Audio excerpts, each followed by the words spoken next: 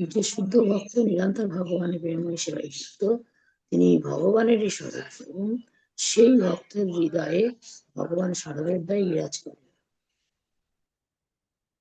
তো এই শ্লোকে আমরা বুঝতে পারছি, 61 নম্বর শ্লোকে বলছে, ঈশ্বরের স্বরূপ ভক্ত তার অধিষ্ঠান, ভক্তের হৃদয়ে কৃষ্ণের সতত বিশ্রাম। তো ভক্তের হৃদয়ে যে ভগবান বিশ্রাম করেন, সেটা আমরা ভজনের মধ্যে আমরা গাই, বৈষ্ণবরী দয়ে সদা গোবিন্দ বিশ্রাম, গোবিন্দ কহেন মম বৈষ্ণব পরাণ। তো এখানে বলছে,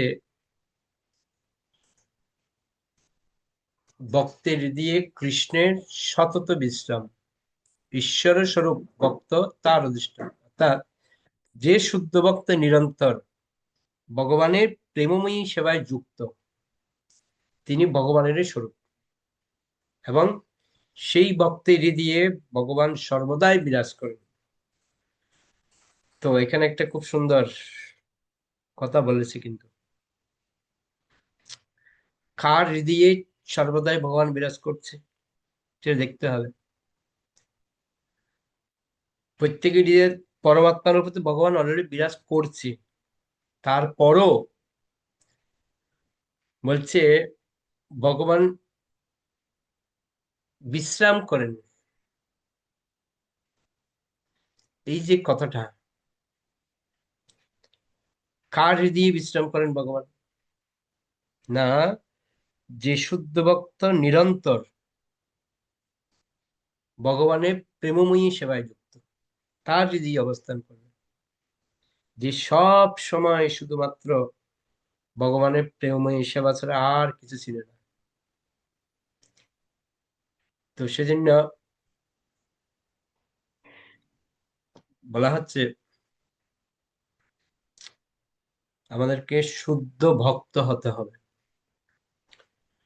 শুদ্ধ ভক্ত যতক্ষণ পর্যন্ত না হচ্ছি, এতক্ষণ পর্যন্ত আমাদের হৃদয়ে ভগবান বিশ্রাম করবে না। শুদ্ধ ভক্তরা সবসময় ভগবানের সেবায় যুক্ত থাকে। আর আমরা তো সবাই মোটামুটি মায়ার সেবায় যুক্ত আমরা।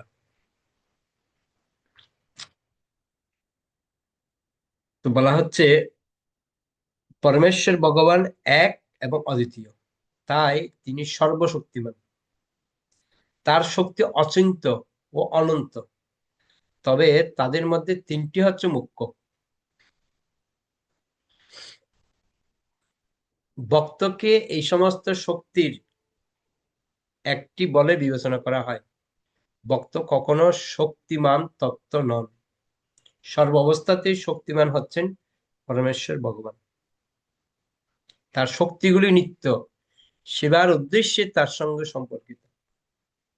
বদ্ধ অবস্থায় জীব শ্রীকৃষ্ণ ও শ্রী গুরুদেবের কৃপার প্রভাবে পরমেশ্বর ভগবানের প্রতি তার সেবা প্রবৃত্তি বিকশিত করতে পারে। তখন ভগবান তার হৃদয়ে নিজেকে প্রকাশিত করেন এবং সে তখন জানতে পারে যে শ্রীকৃষ্ণ প্রতিটি শুদ্ধ ভক্তের হৃদয়ে বিরাজ করছেন। প্রকৃতপক্ষে শ্রীকৃষ্ণ প্রতিটি জীবের হৃদয়েই বিরাজ করেন, কিন্তু শুদ্ধ ভক্তই কেবল তা উপলব্ধি করতে পারেন।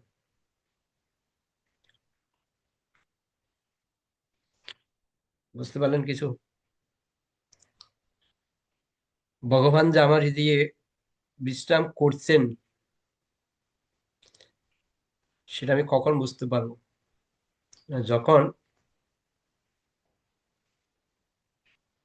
আমার সমস্ত কিছু শুদ্ধ হয়ে যাবে, তখন আমি উপলব্ধি করতে পারবো ভগবানকে। তিনি যে আমার হৃদয়ে বিশ্রাম করছেন, সেটা উপলব্ধি করা যাবে। তো সেজন্য বলা হচ্ছে এই মুহূর্তে আমরা বদ্ধজীব। উপায় কি? না গুরু এবং কৃষ্ণ? গুরু এবং কৃষ্ণ উনাদের কৃপার প্রভাবে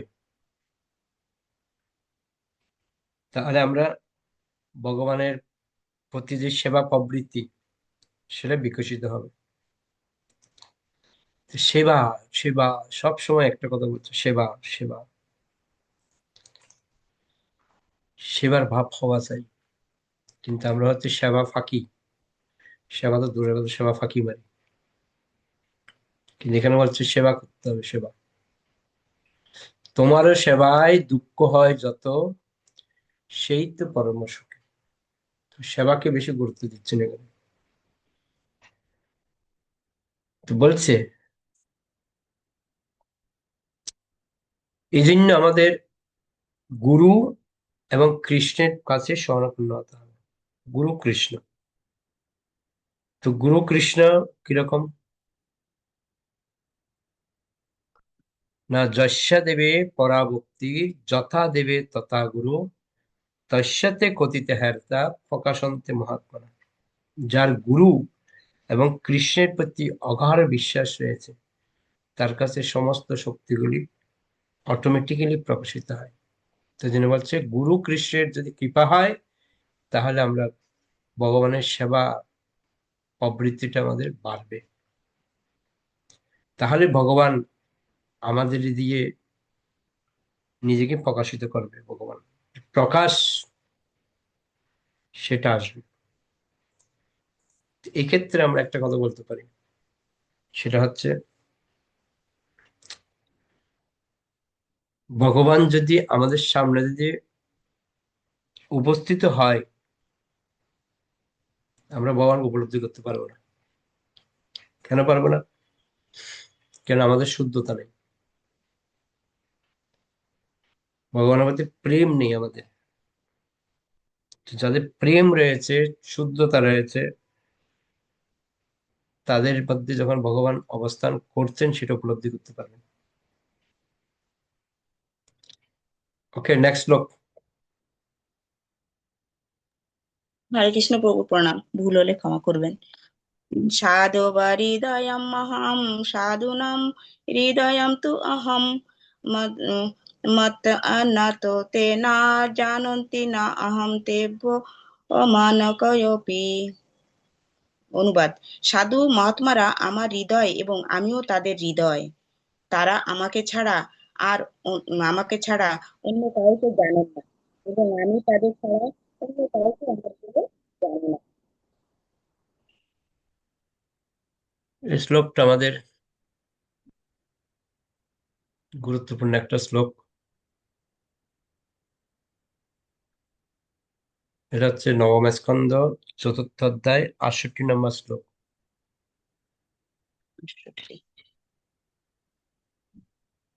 বলা হচ্ছে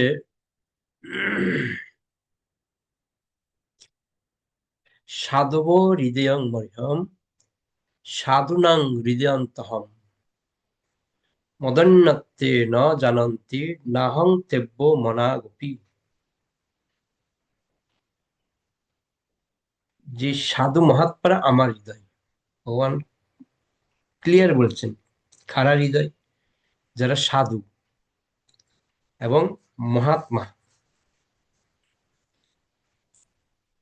তাদের হৃদয়ে হচ্ছে ভগবান অবস্থান করেন।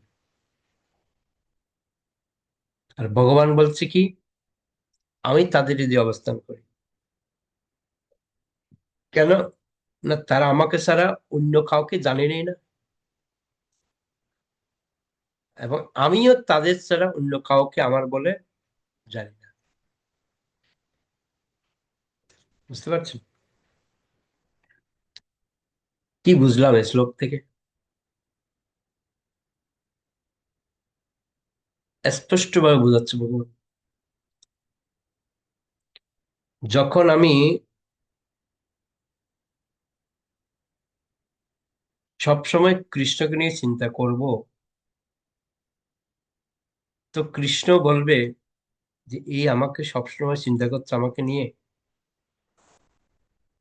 তো প্রত্যেকটা মুহূর্তে ভগবান আমাকে নজরে রাখবেন যদি আমি ভগবানকে নিয়ে সবসময় চিন্তা করি।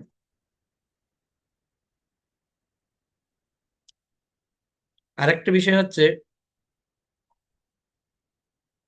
জাগতিক একটা দৃষ্টান্ত।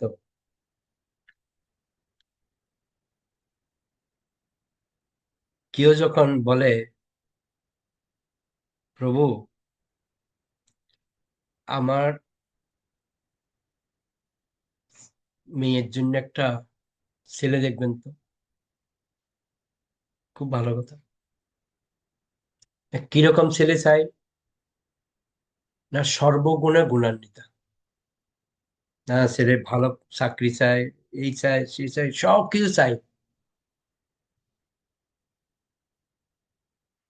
তা আমার একটা প্রশ্ন হচ্ছে, আপনি যদি রাজপুত্র চান, রাজপুত্র কি চাই? কে বলতে পারেন? রাজকন্যা। হ্যাঁ, আপনি তারপরে যদি রাজপুত্র রাজপুত্র করেন, তো রাজপুত্র সে কি, ও কি যাকে তাকে করবে? সেও রাজকন্যা চাইবে। তো ওই জন্য আপনি যেরকম চিন্তা করবেন, আপনার যেরকম কোয়ালিটি আছে, সেরকম কোয়ালিটির আপনি চিন্তা করতে পারেন, এর বেশি চিন্তা করতে পারেন না। তো ওই জন্য আপনি রাজপুত্র চাইলে আপনাকে রাজকন্যা হতে হবে। তো ঠিক সেরকম ভগবানও বলছেন, তুমি যদি আমাকে নিয়ে চিন্তা করো সবসময়, তো আমি তোমাকে নিয়ে চিন্তা করবো। তো সেই গুণগুলি আমাদের অর্জন করতে হবে, তাহলে ভগবান আমাকে ভালোবাসবেন। ওই জন্য ভগবানের সাধু মহাত্মা যারা রয়েছে তারা হচ্ছে ভগবানের হৃদয়। আর ভগবান বলছে আমিও তাদের হৃদয়, তারা আমার হৃদয়, আমি তাদের হৃদয়। এই যে একটা মিলন, আমরা একটা ফটো দেখতে পাই মাঝে মাঝে, সুদামা আর কৃষ্ণের মিলন, কিরকম ভক্ত আর ভগবানের মধ্যে। এখানে প্রভুপাদ বলছেন, শ্রীমৎ ভাগবতে নবম স্কন্ধ চতুর্থ অধ্যায় 68 নম্বর শ্লোকে দুর্বাসা মুনি ও মহারাজ অম্বরীশের মধ্যে ভুল বোঝাবুঝির ঘটনায় এই শ্লোকটির উল্লেখ হয়েছে। এই ভুল বোঝাবুঝির ফলে দুর্বাসা মুনি অম্বরীশ মহারাজকে হত্যা করতে উদ্যত হন, কিন্তু তখন ভগবানের ভক্ত অম্বরীশ মহারাজকে রক্ষা করার জন্য সেখানে ভগবানের দিব্য অস্ত্র সুদর্শন চক্রের আবির্ভাব হয়। আমরা সবাই জানি, সুদর্শন চক্র যখন দুর্বাসা মুনিকে আক্রমণ করতে উদ্যত হয়, তখন ভয়ে দুর্বাসা মুনি পালিয়ে গিয়ে স্বর্গের সমস্ত দেবতাদের আশ্রয় ভিক্ষা করেন, কিন্তু তাদের কেউ তাকে রক্ষা করতে সমর্থ ছিলেন না। এবং তাই অবশেষে দুর্বাসা মুনি ভগবান শ্রীবিষ্ণুর কাছে ক্ষমা প্রার্থনা করেন। শ্রীবিষ্ণু তখন তাকে উপদেশ দেন যে, যেহেতু তার ভক্তের চরণে তিনি অপরাধ করেছেন, তাই তিনি যদি তার অপরাধের জন্য ক্ষমা ভিক্ষা করতে চান, তাহলে তা তাকে করতে হবে অম্বরীশ মহারাজের কাছে। ভক্তের চরণে অপরাধ হলে ভগবানও তা খণ্ডন করতে পারেন না। এই প্রসঙ্গে ভগবান এই শ্লোকটি উল্লেখ করেছেন। বুঝতে পারলেন? ভক্তের চরণে যদি অপরাধ হয়, ভগবানও খণ্ডন করতে পারে না। ওই জন্য আমার মনে হচ্ছে, এটা আমার একটু উপলব্ধি, আমরা যে ভক্তদের চরণ অপরাধ করছি না, ওই জন্য আমাদের ভক্তি ডেভেলপমেন্ট হচ্ছে না, ওই উঠছে নামছে উঠছে এগোচ্ছে না। এর পিছনে একটাই কারণ। কি কারণ? না,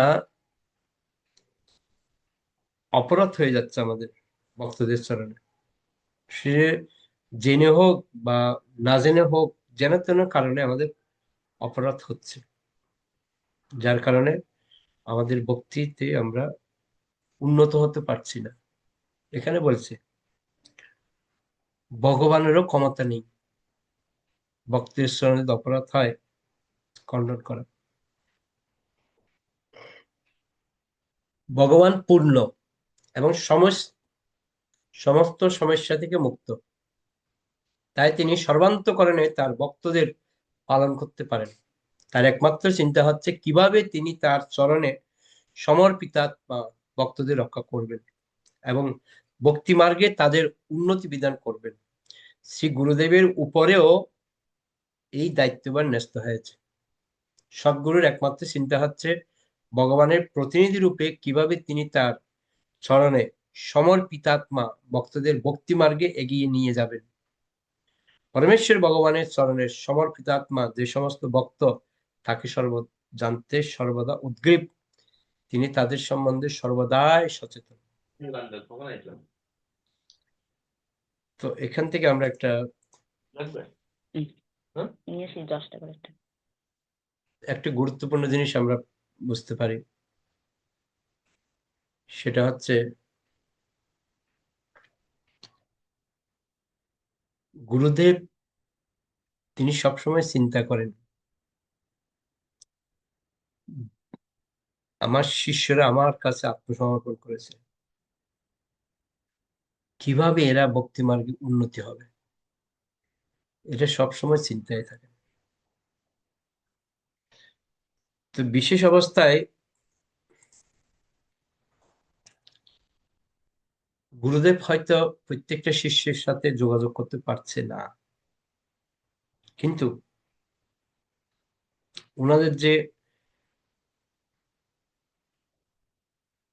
ভক্তবৃন্দরা রয়েছেন তাদের দায়িত্ব হচ্ছে গুরুদেবের নির্দেশগুলি পালন করা এবং প্রত্যেকটা অধস্তন যে ভক্তগুলো রয়েছে তার তত্ত্বাবধানে তারা কিভাবে গুরুদেবের সেবায় বা ভগবানের সেবায় সবসময় উদ্গ্রীব থাকবে, এটা তাকে সবসময় সচেতন থাকতে হবে, না হলে মুশকিল আছে,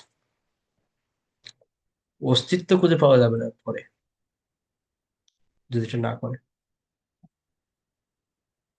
বলছে গাইড যদি না থাকে কেউ আপনাকে সঠিক পথ দেখাবে না, 10 জন 10 রকম বলবে, কিন্তু আপনার মেন্টর যিনি যিনি আপনাকে গাইড করছেন উনি আপনাকে একমাত্র সঠিক পথ দেখাবেন। এটা মাথায় রাখতে হবে। নিত্যবিন্দু মাতাজি কি বলছেন? হরে কৃষ্ণ প্রভু, প্রণাম। বলছি কি, আপনি তো বৈষ্ণব চরণে অপরাধের জন্য যেহেতু আগে আমি বাড়তে পারছি না, উঠতে পারছি না, এগোচ্ছি না, তো সেবায়ও তো তাহলে এরকম অপরাধ আছে, তাহলে এটা তো মানে অপরাধ হবে, তাহলে সেবায় যদি অপরাধ হয়। সেবা অপরাধ প্রত্যেকটা জায়গায় রয়েছে, সব জায়গায় অপরাধ আছে, নাম নাম অপরাধ আছে, দান অপরাধ আছে, সেবা অপরাধ আছে, সব সব জায়গায় অপরাধ আছে। ওই জন্য সাবধানতা আমাদেরকে অবলম্বন করতে হবে, সাবধানের সহিত করতে হবে যা কিছু করবো। ওই জন্য বলা হয় ভাবিয়া করিও কাজ, করিয়া ভাবিও। দুর্বাসমণি যেহেতু গুরু মহারাজের যে আমরা চারটে নিয়ম, সেটা সেটা তো সেটা একটা অপরাধ আছে, সেটা যদি ঠিকঠাক না করতে পারি অপরাধ নয়, সেটা পাপ। পাপ। আর জিনিসটা আলাদা, অপরাধ জিনিসটা আলাদা, দুটো পুরো আলাদা বিষয়, দুটো আলাদা। আর শিক্ষাগুরুর কাছে যদি অপরাধ করি সেটাও তাহলে পাপ হবে। অপরাধ জিনিসটা আলাদা, পাপ জিনিসটা আলাদা। অপরাধ পাপ এক নয়, দুটো আলাদা বিষয়, ঠিক আছে? পাপকে খণ্ডন করা যায়, অপরাধকে খণ্ডন করা যায় না। যেখানে অপরাধ হবে সেখানে যেতে হবে খণ্ডন করার জন্য। ক্লিয়ার? হ্যাঁ প্রভু। ওই জন্য আমাদেরকে সাবধানতা অবলম্বন করতে হবে। একজন ভক্ত বলছে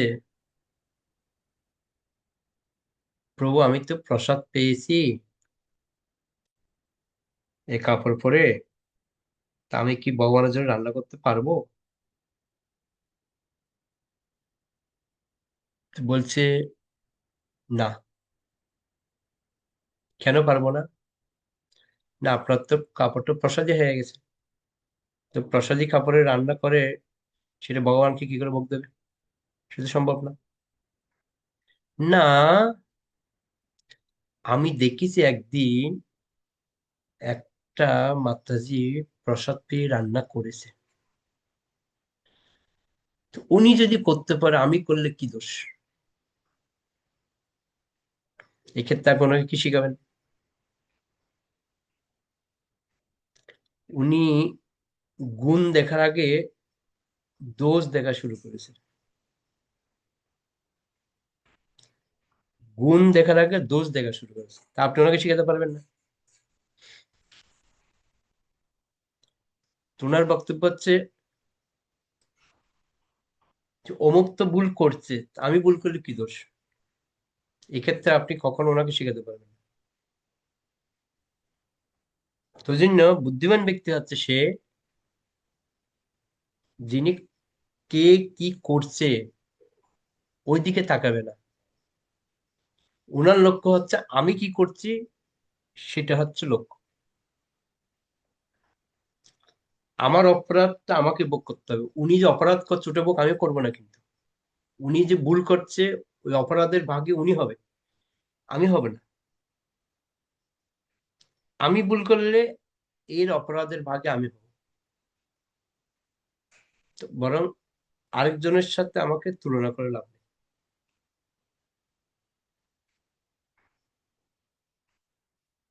বুঝতে পারলেন? আরেকজনের সাথে তুলনা করে কি হবে? ওই জন্য বাংলা একটা কথা বলে, নিজের চরকায় তেল দাও। নিজেকে সেভ করুন। আমি নিজেকেই সেভ করতে পারছি না, আরো দরকার নিয়ে টানবো কেন? একবার এক ব্যক্তিকে এক সাধু বোঝাচ্ছে, দেখেন আপনি যে পাপ কর্ম করছেন এর জন্য আপনাকে কত শাস্তি পেতে হবে জানেন? হ্যাঁ জানি তো। বলছে আমাদের যে গ্রামের যিনি মেইন রয়েছে তিনি যে পাপ করছে সেটা কি হবে? বলছে উনি নরকে যাবে।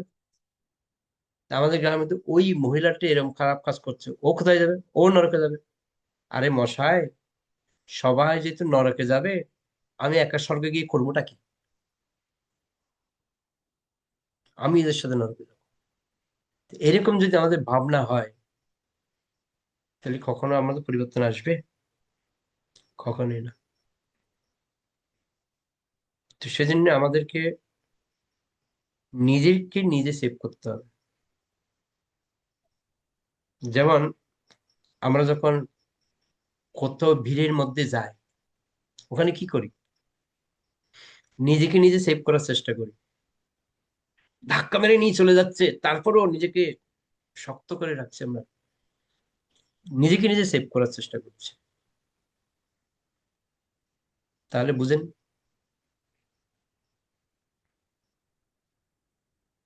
ওই জন্য আমাদেরকে সব সময় সেবার মধ্যে দিয়ে থাকতে বলছে। এত কিছুর পিছনে একটাই কথা বলছে, সেবা। গুরু কৃষ্ণের কৃপা নিয়ে আমাদেরকে সেবায় মগ্ন থাকতে হবে। ওকে, নেক্সট শ্লোক পড়ুন। হ্যাঁ প্রভু, আজকে আজকে আপনার এই কথা থেকে এটাই আমার উপলব্ধি হলো যে আমরা যখন কোথাও যাই, কাউকে দেখি যে এটাই করছে, তো আমি করলে কি হবে, আমিও করি এইভাবে। কিন্তু এটাই বুঝতে পারলাম যে এটা ঠিক, যে ঠিক না। যে আপনি যেটা বললেন ওইটাই আমাদেরকে উপলব্ধি করা উচিত, যে প্রভু যেটা বলে সেটাকে আমাদের হৃদয়ঙ্গম করে রাখতে হবে মনের মধ্যে, যে প্রভু যেটা বলেছে ওইটাই ঠিক আছে। কারণ কারোরটা দেখে আমি উনি করছে বলে আমি ওই ভুলটা করব, এটা করা ঠিক না। এতদিন অতটা বুঝতে পারিনি প্রভু, আজকে বুঝলাম। এটাই তো আমরা এখন চলছে, আমাদের এখন এটাই চলছে। অমুকে ভুল করছে, আমি ভুল করলে কি সমস্যা? আমিও ভুল করি, কোনো সমস্যা নেই। এটাই হচ্ছে সমস্যা আমাদের। কিন্তু আমরা এটা বুঝতে পারছি না যে যে অমুক তো ভুল করছে, ও তো পানিশমেন্ট পাবে, আমি ভুল করছি আমি পানিশমেন্ট পাবো, বরং আমার পানিশমেন্ট ডবল হয়ে যাবে। ওকে, সুনির্মলা মাতাজি। হরে কৃষ্ণ প্রভু, প্রণাম। বলছি প্রভু, তাহলে তো অনেক সময় দেখা যায় যে আমরা মন্দিরে যখন অনেক সময় সেবা থাকে, তো অনেক সময় মানে এমনিতে তো মন্দিরে সবসময় সব শুদ্ধ বস্ত্র পরেই যায়, কিন্তু তারপরেও অনেক সময় দেখা যায় যে প্রসাদ পাওয়ার পর কিছু সেবা থাকে, তাহলে সেই ক্ষেত্রে তো অপরাধ হয়ে যায়। সব সেবা তো অপরাধ হয় না, যেটা ভগবানের জন্য রান্না করা হচ্ছে ওটা একটু সেফটি থাকতে হয়, ভগবানকে ভোগ লাগানো এগুলোই সেফটি রাখতে, সাধারণ সেবাগুলোতে কোনো অসুবিধা নেই। না, সাধারণ না, ওই ভোগ লাগানোর মানে রান্না সেবার কথাই বলছি আমি। অনেক সময় হয় না যে অনেক রান্না থাকে, সকালে যেরকম মানে প্রসাদ পেয়ে নিয়ে তারপর আবার দুপুরের রান্নার জন্য আবার ইয়ে করতে হয়, অনেক সময় হয় না ওরকম, তাই জন্য আমি জিজ্ঞেস করছি। না, ওই জন্য ওরা প্রিপারেশন নিয়ে আসে, কাপড়ের সেট নিয়ে আসে, চেঞ্জ করে নেয় প্রসাদের পর। আচ্ছা। হ্যাঁ মাতাজি, মাতাজি প্রভু যেদিন থেকে বলেছে মন্দিরে যেদিন দুপুরে সেবা করতে আসবে রান্নার ভগবানের কাপড় সেট নিয়ে যাবে, তার জন্য প্রভুর কথা সেটাই মেনে চলার চেষ্টা করি সবসময়। আমি এখান থেকে ড্রেস বাইরে থেকে পরে গেলে বাইরে ওখানে যে চেঞ্জ করে ভগবানের জন্য রান্না করি, তারপরে তো হ্যাঁ, আমাদের তো রুম আছে চেঞ্জ করার, অসুবিধা নেই, চেঞ্জ করে নেয়, কি আছে। সব জায়গাতে কিন্তু আছে, রান্না করার ড্রেস আলাদা থাকে। এমনকি বলা হচ্ছে যেই কাপড় পরে আমরা শৌচ কার্য করি, সেই কাপড় পরে ভগবানকে পুজো দেওয়া যাবে না, এটা মাথায় রাখতে হবে। অনেকগুলো বিষয় আছে, সেবার অনেক ভাগ রয়েছে। সেবার অপরাধ রয়েছে, সেবার আহ, আমাদের কত রকমের সেবা রয়েছে, সব ভাগ ভাগ আছে। যতটুকু পারবেন নিজেকে সেফ রাখার চেষ্টা করবেন। এমন যেন না হয় যে আমি বেশি করতে গিয়ে প্লাস করতে গিয়ে মাইনাস হয়ে গেল, এটা যেন না হয়, প্লাস করতে হরে গিয়ে কৃষ্ণ মাইনাস প্রভু। না হয়। তাহলে যখন অনেক সময় পরিস্থিতির মধ্যে আমরা সেই সেবায় অনেক সময় ভুল হয়, তো তখন যদি এই আচমনটা করে নিই তাহলে সেটা কি সঠিক হবে? এটা হচ্ছে কিছুটা এটা হচ্ছে নাই, পরিস্থিতি খুব খারাপ, ওই মুহূর্তে ঠিক আছে, সবসময় যদি সাপোর্টিং হবে তা।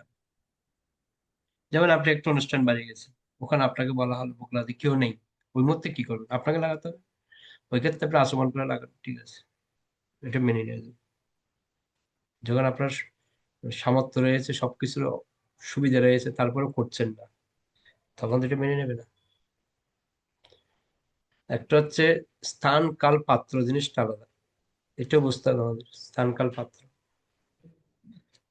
দেখা গেল হয়তো কেউ আরতি করার কেউ নেই, বড় একটা অনুষ্ঠান, তা আপনি সামনে পেয়েছে বলছেন মাঝে আপনি একটা আরতি করেন, তা আপনি দেখবেন আমি করবো না, না করলে উল্টো অপরাধ হবে, বরঞ্চ না আচমন করে করলাম, কিছু করার নেই, সেই ক্ষেত্রে ঠিক আছে।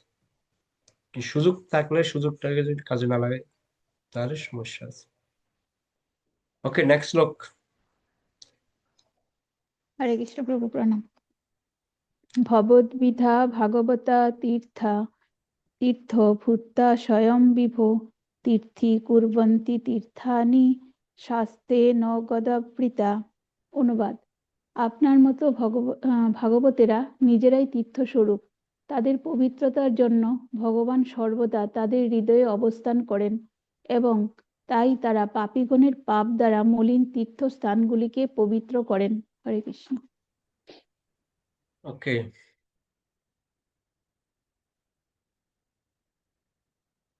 যুধিষ্ঠির মহারাজ কথাগুলি বিদুরকে বলছেন।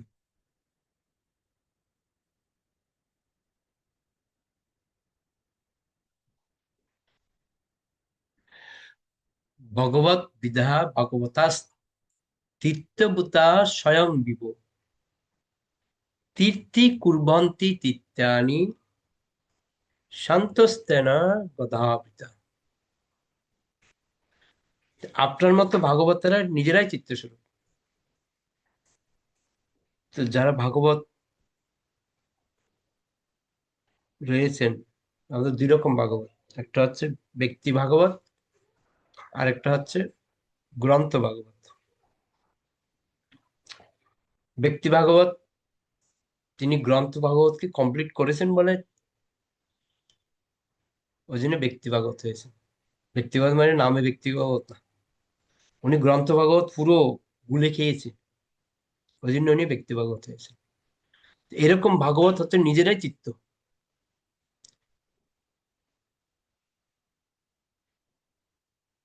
ওইরকম যখন ভাগবতকে দর্শন করলে সমস্ত পাপ দূর হয়ে যায়। আমরা গাই না যে বৈষ্ণব দর্শন, দর্শনে পবিত্র কর এই তোমার গুণ।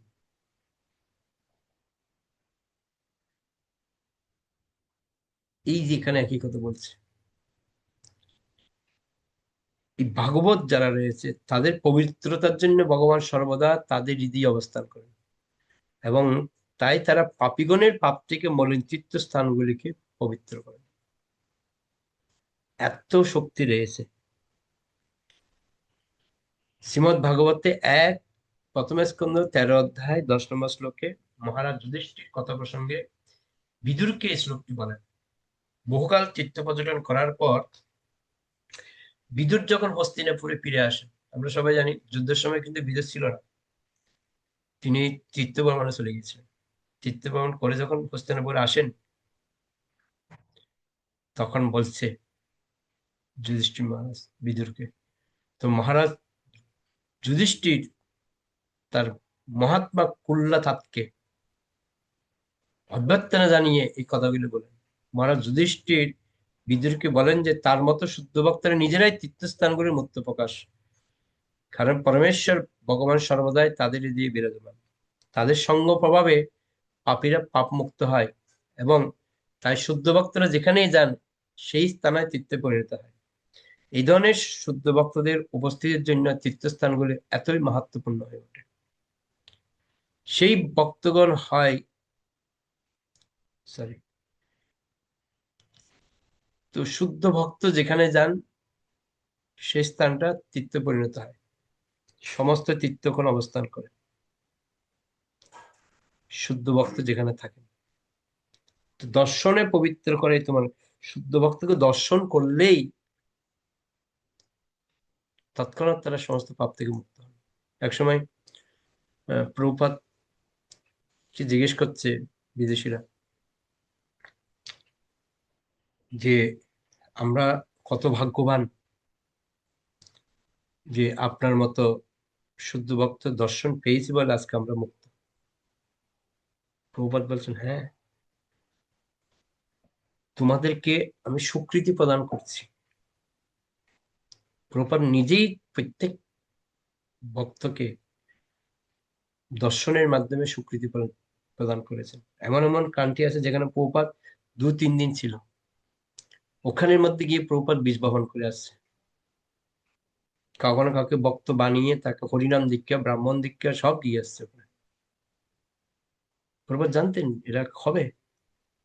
দর্শন প্রভুপাদের শক্তি ছিল। প্রভুপাদের সামনে বড় বড় বিজ্ঞানীরা যখন আসতো তারাও কাবু হয়ে যেত। আর প্রভুপাদের কি শক্তি! কথায় কথায় মূর্খ, গাদা, কোড়া এগুলো বলতো বিজ্ঞানীদেরকে, এত বড় বড় বিজ্ঞানীদের। ভাবুন, আপনি বলুন তো কালকে হাত পা গুটিয়ে বাড়ি পাঠিয়ে দেবে। কিন্তু প্রভুপাদ শক্তি ছিল, ডবল শক্তি ছিল প্রভুপাদের। গুরুর শক্তি, আধ্যাত্মিক শক্তি সবকিছু ছিল প্রভুপাদের। ওই জন্য প্রভুপাদ সাকসেস হয়েছে। আর বড় বড় বিজ্ঞানীগুলি সব প্রভুপাদের কাছে মাথা নত করে, তারা মাথা ন্যাড়া করে শিকারীকে সাধু হয়ে গেছে। ভাবুন, আমাদের একজন বিজ্ঞানী ছিল ত্রোডম সিং, জীবন আসে জীবন থেকে বইগুলো পড়বেন বুঝতে পারবেন। কৃষ্ণ ভক্তি সর্বোত্তম পন্থা, অনেকগুলি ছোট ছোট বই আছে, এই বইগুলো পড়লে বুঝতে পারবেন। তো ত্রোডম সিং উনি প্রভুপাদকে অনেক প্রশ্ন করতেন, আর প্রভুপাদ কথায় কথায় ওনাদেরকে, উনি একজন বড় বিজ্ঞানী, কথায় কথায় মূর্খ, গাধা এসব শব্দ ব্যবহার করতেন। এক সময় দেখা যাচ্ছে প্রভুপাদের শিষ্যত্ব বরণ করেছে, আর বরণ করে প্রভুপাদ তাদেরকে নাম দিয়েছে। আমাদের একজন বিজ্ঞানী মহারাজ ছিল, পরম পূজ্য সৎস্বরূপ দাস গোস্বামী মহারাজ, ভক্তি স্বরূপ দামোদর গোস্বামী মহারাজ, এগুলো হচ্ছে এক একজন বিজ্ঞানী।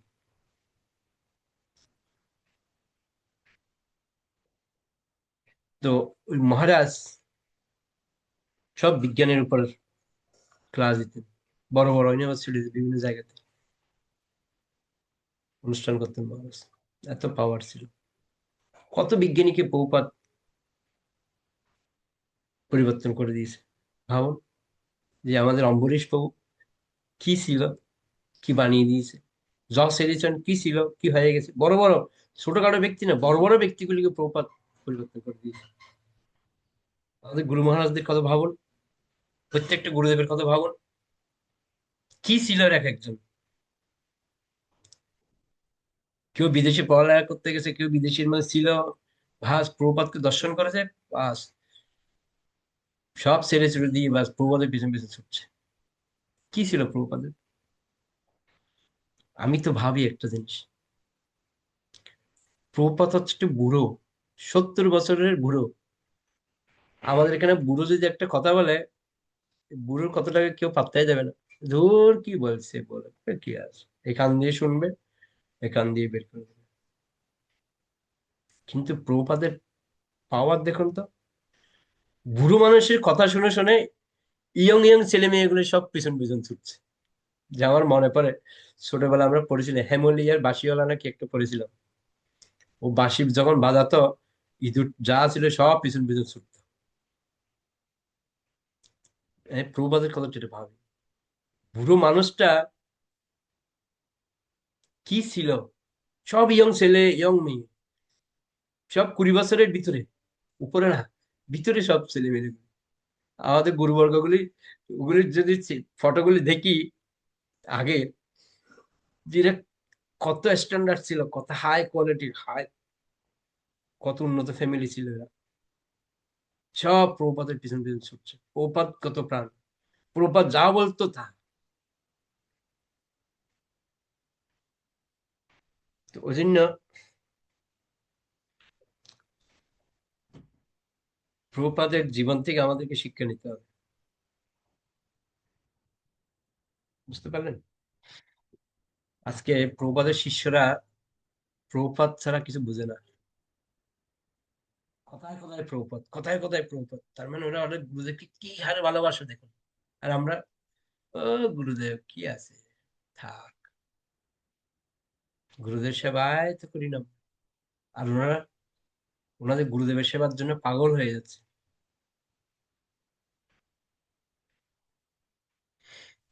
সেবার প্রতি আমাদের কোনো ইন্টারেস্ট নেই, এটা হচ্ছে সমস্যা। তোমার সেবায় দুঃখ হয় যত, সেই তো পরমার্শ, বুঝতে পারলেন? সেবা করতে হবে। মন্দিরের সেবার মানটাই আলাদা।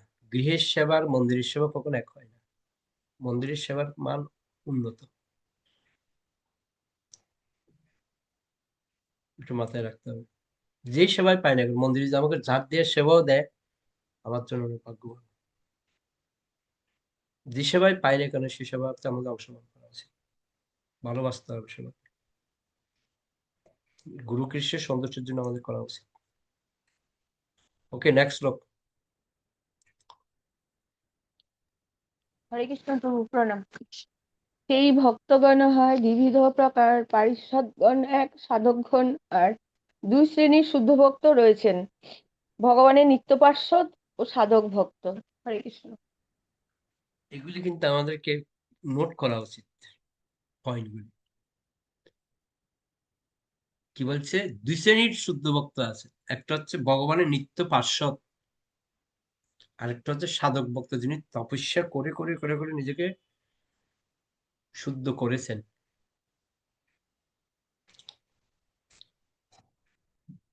বলছে নিত্যমুক্ত ভগবত সেবা করা হচ্ছেন ভগবানের নিত্যবাস্য এবং জীবনের পূর্ণতা প্রাপ্তির চেষ্টা করছেন যে সমস্ত ভক্ত, তাদের বলা হয় সাধক। পার্শ্বদের মধ্যে কেউ কেউ ভগবানের ঐশ্বর্যের দ্বারা আকৃষ্ট হন এবং অন্যরা ভগবানের মাধুর্যের দ্বারা আকৃষ্ট হন। ভগবানের ঐশ্বর্যের দ্বারা আকৃষ্ট ভক্তরা সম্ভ্রম সহকারে ভগবানের সেবা করার জন্য বৈকুণ্ঠ লোকে স্থান লাভ করে, আর মাধুর্য পর ভক্তরা সরাসরি ভাবে পরমেশ্বর ভগবান শ্রীকৃষ্ণের সেবা করার জন্য বৃন্দাবনে স্থান লাভ করে। বুঝলেন? মাধুর্য রসে যারা সেবা করবে তারা গোলক বৃন্দাবনে যাবে, আর যারা ঐশ্বর্য সহকারে ভগবানের সেবা করবে তারা বৈকুণ্ঠ লোকে যাবে। এবার আপনি বিচার করুন কোথায় যাবেন, বৈকুণ্ঠে যাবেন না গোলক বৃন্দাবন যাবেন। এটা নির্ভর করবে আপনার সেবার উপরে। ঠিক আছে? আপনি যেরকম সেবা করবেন ঠিক সেরকম ফল পাবেন। ওই জন্য যারা সাধনা করছে, করতে করতে করতে করতে করতে করতে তারা শুদ্ধ ভক্ত হচ্ছে, আর কিছু ভগবানের পার্শ্বদ, নিত্য পার্শ্বদ যারা, তারা সবসময় ভগবানকে নিয়ে চিন্তা করছে। ওকে, আচ্ছা এরপরে কার আছে? পড়ুন 65-66।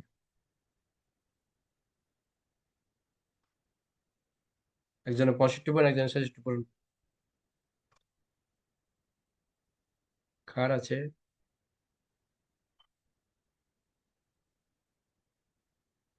নেই? কারো নেই?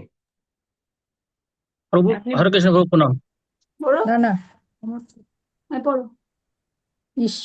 ঈশ্বরের অবতার এই তিন প্রকার: অংশ অবতার আর গুণ অবতার। শক্তাবেশ অবতার তৃতীয় এ মত। অংশ অবতার পুরুষ মৎস্যাদিক যত। ভগবানের অবতার তিন প্রকার: অংশ অবতার, গুণ অবতার, শক্তাবেশ অবতার। পুরুষ অবতার ও মৎস্য আদি অবতারেরা হচ্ছেন ভগবানের অংশ অবতারের দৃষ্টান্ত। হরে কৃষ্ণ। অনেক ধন্যবাদ। ঈশ্বরের অবতারে তিন প্রকার অবতার রয়েছে। তিন প্রকার অবতার কি কি? এক হচ্ছে অংশ অবতার, আর হচ্ছে গুণ অবতার, আর হচ্ছে সত্যবেশ অবতার। এই তিনটেই হচ্ছে ভগবানের।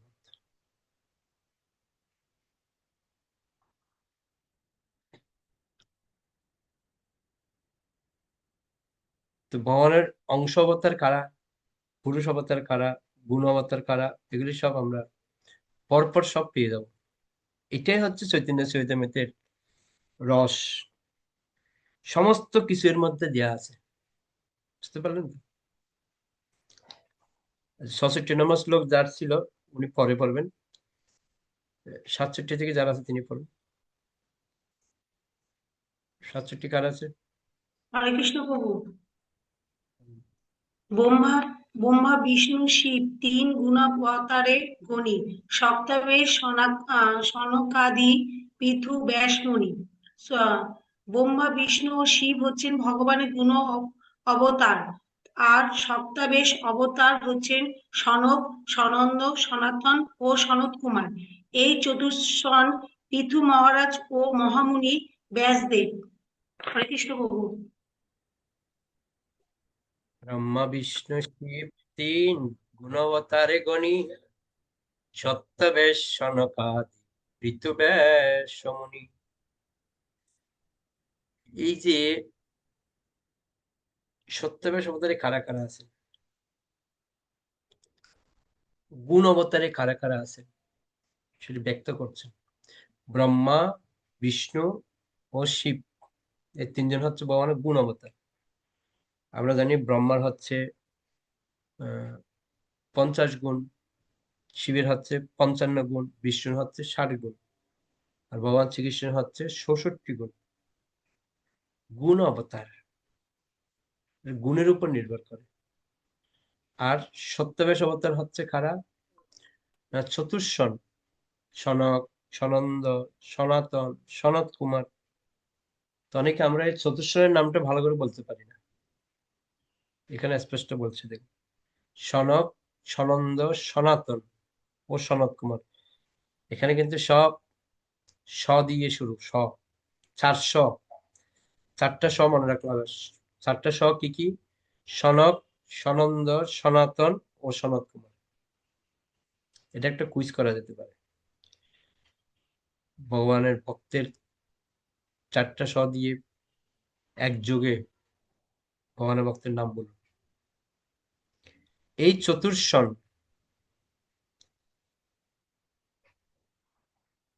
আর কে আছে? পিতু মহারাজ। পিতু মহারাজকে, যিনি অর্চনে ভগবানকে লাভ করেছে, পূজা, পূজন, পূজায় ভগবানকে লাভ করেছিল। আর কে? মহামুনি ব্যাসদেব।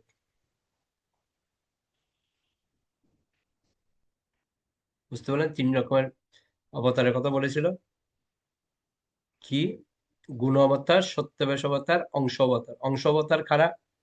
অংশ অবতার হচ্ছে পুরুষ অবতার, মৎস্য অবতার, এগুলো হচ্ছে অংশ অবতার। ওকে, নেক্সট পড়ুন। হরে কৃষ্ণ প্রভু প্রণাম। দুই রূপে হয় ভগবানের প্রকাশ, একে তো হয় প্রকাশ হয়, আরে তো বিলাস। অনুবাদ: পরমেশ্বর ভগবান শ্রীকৃষ্ণকে প্রকাশিত করেন দুই রূপে, প্রকাশ ও বিলাস। প্রণাম। খুব সুন্দর। ভগবানের যে প্রকাশ রয়েছে, এই জিনিসটা আমরা একটু ভালো করে বুঝতে হবে, এটা একটু বোঝার ব্যাপার রয়েছে। ভগবানের যে দুটো রূপ রয়েছে, একটা প্রকাশ বিগ্রহ, আর একটা হচ্ছে বিলাস। দুটো জিনিসটা একটু ভালো করে বুঝবেন সবাই। দুই রূপে হয় ভগবানের প্রকাশ, একে তো প্রকাশ হয়, আরে তো বিলাস। তো এই যে প্রকাশ আর বিলাস দুই,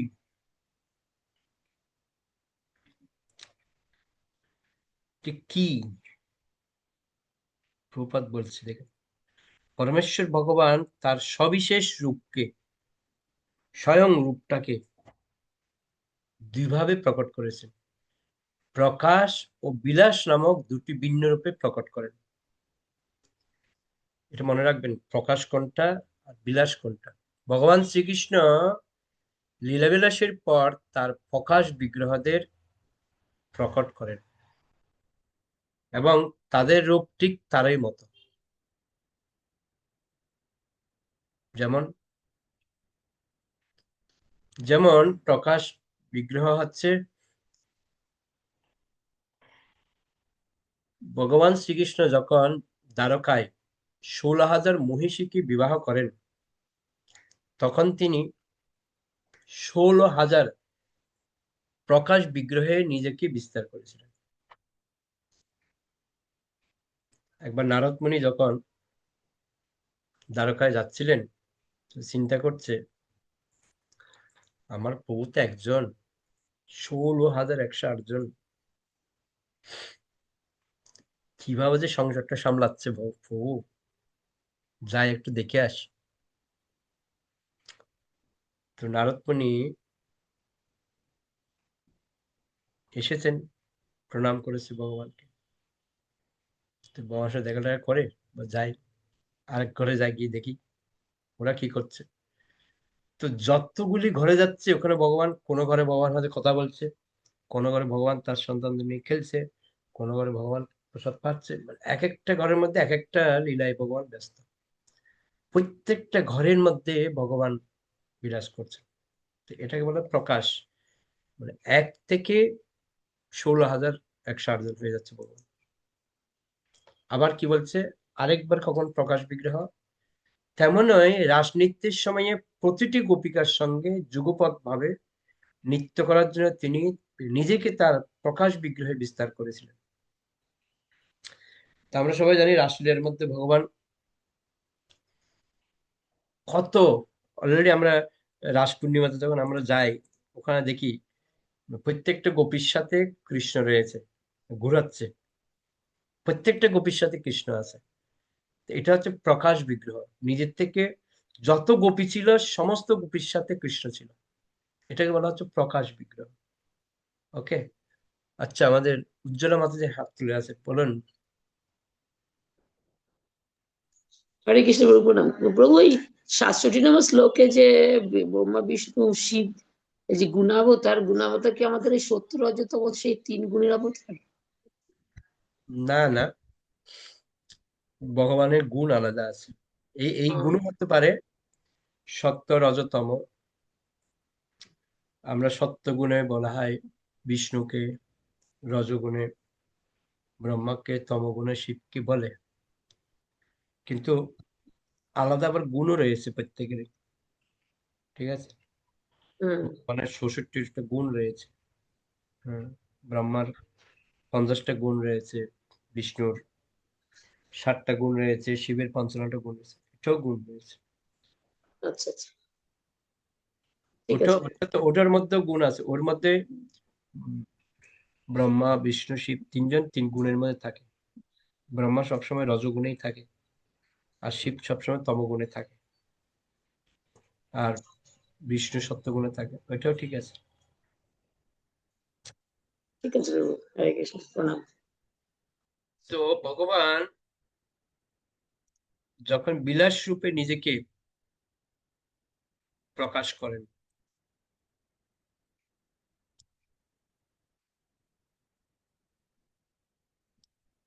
তো বিশাল,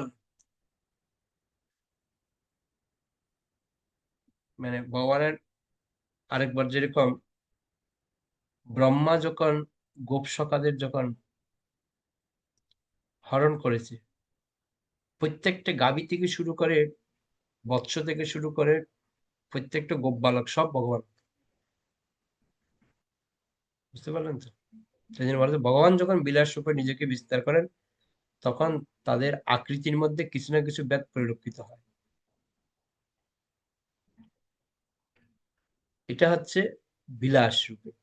যেমন শ্রী বলরাম হচ্ছেন ভগবান শ্রীকৃষ্ণের প্রথম বিলাস বিগ্রহ, এবং বৈকুণ্ঠ লোকে চতুর্ভুজ নারায়ণ প্রকাশিত হন বলরাম থেকে। শ্রীকৃষ্ণ ও বলরামের রূপের মধ্যে কোনো রকম পার্থক্য নেই, কেবল তাদের গায়ের রং ভিন্ন। তেমনই বৈকুণ্ঠের নারায়ণ চতুর্ভুজ আর শ্রীকৃষ্ণ হচ্ছে দ্বিভুজ। ভগবানের যে সমস্ত প্রকাশে এইরকম দৈহিক পার্থক্য থাকে সে সমস্ত প্রকাশকে বলা হয় ভগবানের বিলাস বিগ্রহ। প্রকাশ মানে স্বয়ং ভগবান, সেম টু সেম দেখতে, আর বিলাস মানে হচ্ছে অন্য রূপ, যেমন কৃষ্ণ হচ্ছে দ্বিভুজ মুরলীধর, আর বৈকুণ্ঠের নারায়ণ হচ্ছে চতুর্ভুজ, কালার আলাদা, বলরামের কালার আলাদা। হ্যাঁ, এগুলো হচ্ছে বিলাস। ওকে, এই পার্থক্য হচ্ছে এটা। আচ্ছা, আমাদের মৃত্যুবিন্দু মাঝে হাত তুলেছিলেন, বলেন। হরে কৃষ্ণ প্রভু, এই 67 নম্বর শ্লোকে এই যে যে মানে সপ্তাবিশ অবতারের যে সে সনত কুমার যে আছে, তো সপ্তাবিশ কথাটার অর্থটা আমি বুঝতে পারিনি। ভগবান শক্তির আবেশ নিয়ে আসেন, আচ্ছা, ভগবানের শক্তি থেকে আসেন, যেন মানে সত্যাবেশ, শক্তির আবেশ, কি বলা হয় সত্য, এরা হচ্ছে ভগবানের শক্তি। হ্যাঁ, ব্যাসদেব, পিতৃ মহারাজ, চতুর্শন, এরা হচ্ছে শক্তি ভগবানের, সত্যাবেশ, শক্তির আবেশ নিয়ে আসেন, ওই জন্য বলা হয় সত্যাবেশ। ওকে, হরে হরে কৃষ্ণ প্রভু। হ্যাঁ, হাত তুলেছি কৌশিক সূত্রধর, নাম চেঞ্জ করেন না কেন আপনারা? বলুন মাতাজি, নাম লিখেছেন একটা। হরে কৃষ্ণ, প্রণাম প্রভু। আমি এই সপ্তাবেশটাই জানতে চেয়েছিলাম, এটাই, এই ঠিক আছে, প্রশ্নটাই ছিল। ওকে, সুমিত্রা মাতাজির নাম চেঞ্জ করুন। হ্যাঁ প্রভু, চেঞ্জ করুন। ওকে, নেক্সট শ্লোক পড়ুন। হরে কৃষ্ণ প্রভু, প্রণাম। প্রভু দুটো শ্লোকই পড়বো না একটা শ্লোক হ্যাঁ হ্যাঁ পড়বো? পড়ুন। Yes. পড়েন। একই বিগ্রহ যদি হয় বহুরূপ, আকারে তো ভেদ নাহি একই স্বরূপ। মহিষী বিবাহে জইছে জইছে কৈলরাস, ইহাকে কহিয়ে কৃষ্ণের মুখ্য প্রকাশ। শ্লোকার্থ: পরমেশ্বর ভগবান যখন অভিন্ন রূপে নিজেকে বহুভাবে প্রকাশ করেন, তখন সেই সমস্ত রূপকে বলা হয় প্রকাশ বিগ্রহ। যেমন 16,000 মহিষীকে বিবাহ করার সময় এবং রাস নৃত্যের সময় তিনি নিজেকে একই রূপে বহু গুণে প্রকাশ করেছিলেন। হরে কৃষ্ণ। ওকে, তো ভগবান নিজেকে যে প্রকাশ করেছেন সেটা পরবর্তী শ্লোকের মধ্যে ব্যাখ্যা করেছে। এই যে প্রকাশ বিগ্রহ আর বিলাস বিগ্রহ, এই দুটো বিগ্রহকে আমাদের ভালো করে বুঝতে হবে। ওই জন্য প্রপাত ক্লিয়ার করছেন বিষয়গুলো, আমাদেরও ক্লিয়ার হওয়া উচিত। প্রকাশ বিগ্রহ কি আর বিলাস বিগ্রহ কি, দুটো বুঝতে হবে। ওই জন্য শ্লোকের মধ্যে বলছে, একই বিগ্রহ যদি হয় বহুরূপ, আকার তো ভেদ নাই একই স্বরূপ। আকার কোনো ভেদ নাই, একই স্বরূপ। মহিষী বিবাহ জইছে জইছে কইল রাস। যে মহিষী, যে ভগবানের 16,000 যে মহিষী রয়েছে, এই মহিষীদের বিবাহ। আর কি না, রাসের কথা বলছে। মহিষী বিবাহে জইছে জইছে কইল রাস, ইহাকে কহিয়ে কৃষ্ণের মুখ্য প্রকাশ। তো এখানে দুটো বিষয় ক্লিয়ার করে দিয়েছে। একটা হচ্ছে একই বিগ্রহ হবে, বহু রূপ হবে, কোনো ভেদ থাকবে না, একটাই স্বরূপ থাকবে, কৃষ্ণ কৃষ্ণ। 16,108 জন গোপীর সাথে কৃষ্ণই সেম, কোনো পার্থক্য নেই। আবার তিনি রাস নৃত্যের সময় একই ছিলেন, কোনো পার্থক্য নেই। ওই জন্য বলা হচ্ছে প্রকাশ। আর বিলাস মানে পার্থক্য থাকবে, তিনি পুরো পরিবর্তন হয়ে যাবে। পরের শ্লোক পড়ুন, কারা বাকি ছিলেন তারা পড়ুন। দুইজন কারা কারা বাকি ছিলেন? প্রণাম প্রভু, আমাকে তো 70 দিয়েছেন, ওটা পড়বো? 70 তো মাতাজি বলে দিয়েছে। 70 তো হয়ে গেছে, 71 হ্যাঁ, আমাকে দিয়েছিলেন 71 পড়বো? হুম। হরে কৃষ্ণ প্রভু, প্রণাম। চিত্রম বত এতদ বপুষা পৃথক, গৃহেষু দ্বি-অষ্ট সহস্রম স্ত্রিয় এক উদাবহৎ। অনুবাদ: এটি পরম আশ্চর্যজনক যে ভগবান শ্রীকৃষ্ণ এক এবং অদ্বিতীয় হওয়া সত্ত্বেও নিজেকে 16,000 একই রূপে প্রকাশ করে 16,000 মহিষীকে তাদের নিজ নিজ প্রাসাদে বিবাহ করেছিলেন। হরে কৃষ্ণ, প্রণাম। তো এটা ভাগবতের শ্লোক। এই শ্লোকটি শ্রীমৎ ভাগবত দশম স্কন্ধ 69 অধ্যায় 2 নম্বর শ্লোকতে উদ্ধৃত। খুব সুন্দর শ্লোকটা। চিত্রাং বতৈত দেখেন বপুষা যুগপৎ পৃথক, গৃহেষু দেষ্ট সহস্রাং স্ত্রিয় এক উদাবহৎ। বলছে এটা হচ্ছে আশ্চর্যজনক যে ভগবান একজন হবার সত্ত্বেও তিনি অদ্বিতীয়।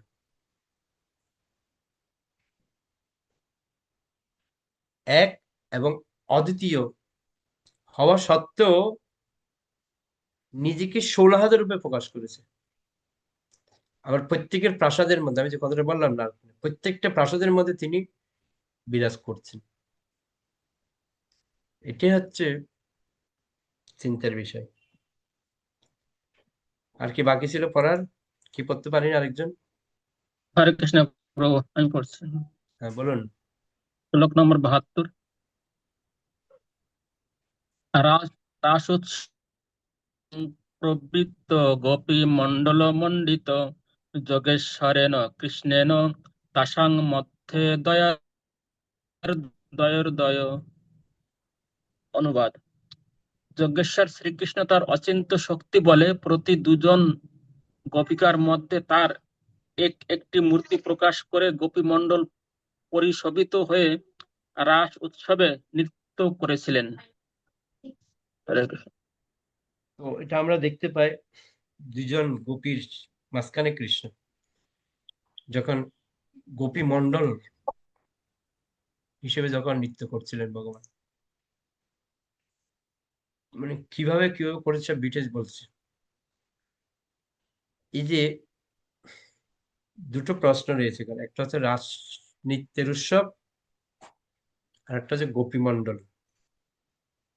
এই রাস নৃত্যের উৎসবের মধ্যে গোপীদের যে দুজন গোপী করে, এক গোপীর মধ্যে একজন কৃষ্ণ, এই যে এটা একটা প্রকাশ ভগবানের।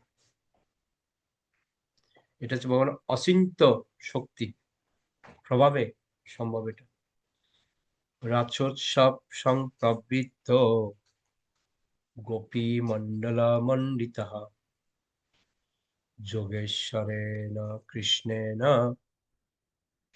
তাসাং মধ্যদয়োর্ধয়। এই যে দয়োর্ধয় মানে প্রতি দুজনের মধ্যে,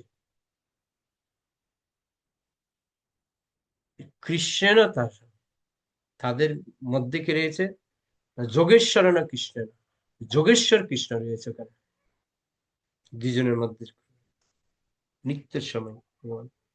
এই যে নৃত্যটা কিভাবে করেছিল সেটা মানে ভগবান কত সুন্দর ভাবে আমাদেরকে বোঝাচ্ছেন। এই যে আমার তো মনে হচ্ছে কৃষ্ণদাস কবিরাজ গোস্বামী তিনি প্রার্থনা করছেন, এখনো কিন্তু আমরা কোথায় আছি, সবাইকে ধন্যবাদ জ্ঞাপন প্রার্থনা এর মধ্যে আছি, কিন্তু আমরা এখন আমরা কিন্তু মূল যে মহাপ্রভুর যে লীলা বিলাসে এখনো কিন্তু যাইনি, এখনো সবার কাছে প্রার্থনা এগুলো নিয়ে আছি আমরা এখন। তো ওই জন্য আমাদেরকে বুঝতে হবে যে মহাপ্রভুর ভক্ত তাদের যে ভাবনাটা কিরকম সেটা আমাদের বুঝতে হবে।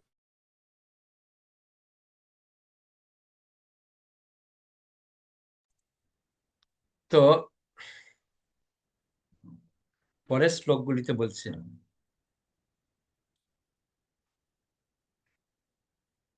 দুটো শ্লোক আমি পড়ে দিই। প্রবিষ্টেন গৃহীতানাং কণ্ঠে সনিকটং স্ত্রিয়ঃ ইয়ং মন্যেরন্নবস্থা বুদ্ধিমান শতসংকুলম দিবকশং সদারানা মত্তৎসুক্ক বিতাত্মনাম তত দুন্দুবয় নেদুর নিপেতু পুষ্পবিষ্টয়ঃ। অনিমা মাতাজি অনুবাদ করুন তো। হরে কৃষ্ণ প্রভু প্রণাম। এভাবেই যখন গোপিকারা ও শ্রীকৃষ্ণ রাস নৃত্যে মিলিত হয়েছিলেন, তখন প্রতিটি গোপিকা অনুভব করেছিলেন যে গভীর অনুরাগে কণ্ঠ ধারণ পূর্বক শ্রীকৃষ্ণ যেন কেবল তাকেই আলিঙ্গন করছেন। ভগবানের এই অতি অদ্ভুত লীলা দর্শন করার জন্য স্বর্গের দেবতারা সস্ত্রীক শত শত বিমানে করে গভীর ঔৎসুক্য সহকারে গগনপথে এসে উপস্থিত হয়েছিলেন। তারা পুষ্পবৃষ্টি বর্ষণ করেছিলেন এবং অত্যন্ত মধুর স্বরে দুন্দুভি বাদ্য বাজিয়েছিলেন। হরে কৃষ্ণ প্রভু প্রণাম। তো বলছে গোপিকারা যখন শ্রীকৃষ্ণের সঙ্গে যখন নৃত্য করছিলেন, প্রত্যেকটা গোপী অনুভব করেছিল যে আমার সাথে কৃষ্ণ আছে। যে প্রত্যেকের ভাবনা একটাই, কৃষ্ণ আমার সাথে। এর দিকে তাকানোর কোনো প্রশ্ন নেই। ও ভাবছে কৃষ্ণ আমার সাথে আছে, আমি কৃষ্ণকে নিয়ে আছি। কে কি করছে আমার দেখার দরকার নেই। আমাদের মধ্যে কি সমস্যা, আমাদের যখন একজন যখন 4টি বিয়ে করে কি ঝগড়া, না আমার কাছে নেই, ওর কাছে কেন, ওর কাছে নেই আমার কাছে, এই নিয়ে কি ঝগড়া। আর এখানে দেখুন প্রত্যেকটা গোপীরা ভাবছে কৃষ্ণ আমার, আমার কাছে আছে, প্রত্যেকটা মহিষীরা ভাবছে কৃষ্ণ আমার, প্রত্যেকের কাছে কৃষ্ণ রয়েছে। এটাই হচ্ছে পার্থক্য। ওই জন্য তারা আনন্দ পাচ্ছিল, প্রত্যেকে কৃষ্ণকে আলিঙ্গন করছে, তারা আনন্দ উপলব্ধি করছে প্রত্যেক। আর এগুলি দর্শন করছে উপরে আকাশ মার্গে, সমস্ত দেবতাদের স্ত্রীরা তারা শত শত বিমানে করে দেখছে ওখান থেকে, এবং সবাই পুষ্পবৃষ্টি করছে, এবার উপর দিয়ে সব বাজাচ্ছে বাদ্য। কিন্তু এই যে রাসলীলা ঢোকার জন্য আমরা সবাই জানি যে মহাদেব পর্যন্ত পাগল হয়ে গেছে রাসনৃত্যের মধ্যে ঢোকার জন্য। গোপেশ্বর গোপী রূপ ধারণ করে রাসনৃত্য করতে গেছে। তো এত আকর্ষণ ছিল ভগবানের প্রেমের মধ্যে। তো এই জন্য আমাদের এই যে ভগবানের দিব্য প্রেম, এই যে লীলাগুলি আমরা যখন শুনি, তখন আমরা বুঝতে পারি যে ভগবানের যে অচিন্ত্য ভেদাভেদ তত্ত্ব যে আছে না, একদিকে চিন্তা করলে মানে কি মানে কল্পনা করা যায় কি বলুন তো এসব। আর যখন আমরা শুনি তখন মনের মধ্যে কি আনন্দ, ভগবান, ইস আমি যদি ওখানে থাকতাম, হয়তো আমরা আকাশের থেকে হয়তো পুষ্পবৃষ্টিতে ছিলাম, তাহলে কি হতো। এই যে মনের মধ্যে একটা আনন্দ। তো সেজন্য শুদ্ধ ভক্ত যখন হয়, তখন সে এখানে বসে ওখানে লীলা দর্শন করে, তাই না? ওই জন্য যেটা চোখ বন্ধ করলেই চলে যায় কোথায়, এখানে আর থাকে না, দিব্য লীলা দর্শন করে না। শুদ্ধ ভক্তরা সবসময় দিব্য লীলায় তারা অবস্থান করে, কিন্তু তাদের সবসময় চিন্তাটাই হচ্ছে কৃষ্ণকে নিয়ে। আর যেই চোখ বন্ধ করলে দিব্য লীলাগুলি কি হচ্ছে, কৃষ্ণের কোথায় কি হচ্ছে না হচ্ছে, সব তারা বুঝতে পারে। যেন আমরা যখন আহ দামোদর মাসে আমরা গাই না যে নমাম ঈশ্বরম সচ্চিত আনন্দ রূপম, যে কীর্তনটা আমরা করি, ওখানে উনি ধ্যানের মধ্যে দেখছেন ভগবানকে, উনি দেখছেন ধ্যানের মধ্যে, দেখছেন কৃষ্ণ কি করছে, কোথায় কি ভাবে আছেন, ওই দেখে দেখে সেটা উনি উপলব্ধি করছেন। এমন না যে উনি ওখানে প্র্যাকটিক্যাল গেছে না, এখানে চোখ বন্ধ করে ওখানে লীলাগুলি সব দেখছেন, আর সেটা তিনি উপলব্ধি করছেন। সত্যব্রত মুনি তিনি ধ্যানের মাধ্যমে সমস্ত লীলাগুলি দর্শন করছেন আর বলছেন, সব লিখছে। তারা চোখ বন্ধ করলেই তাদের চোখের সামনে দিব্য জ্ঞান বলে না, দিব্য জ্ঞান চোখের সামনে সব চলে আসে, পুরো সব লীলাগুলি তারা উপলব্ধি করে হৃদয়ের মাধ্যমে তারা। আমরা তো চোখ দিয়ে দেখি, ওরা চোখ দিয়ে দেখে না, হৃদয়ের মধ্যে সবকিছু প্রকাশিত হয়। দিব্য জ্ঞান কোথায় প্রকাশ হয়? হৃদয়ে। দিব্য জ্ঞান হৃদয়ে প্রকাশিত, চোখে না।